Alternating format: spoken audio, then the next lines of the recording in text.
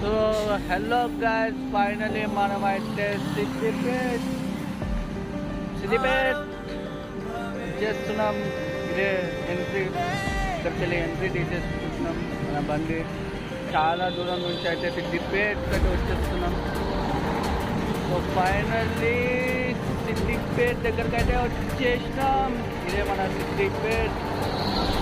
ఎప్పుడైనా నేను బస్సులో వస్తుండే, ముందు కూడా ఎగ్జామ్ రాయడానికి బస్సులోనే వచ్చింది. ఫస్ట్ టైం బండి మీద సిద్దిపేట్కి అయితే వచ్చేసేసిన.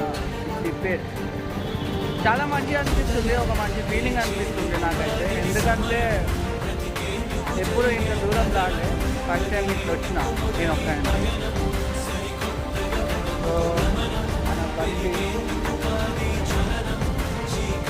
ఏదైనా ఆకుపై ఏదైనా ఏదైనా ఏ పడుతుందో ఏదైనా వెళ్ళిపోవాలంటే అసలు కాదు, ఏదైనా అనిపిస్తే వెళ్ళిపోయింది అంతే. సిద్దిపేట ముందు ఎగ్జామ్కి వచ్చిన నియర్లీ 100 కిలోమీటర్స్. సో ఇంకా ఇప్పుడే స్టార్ట్ అయింది గాయస్.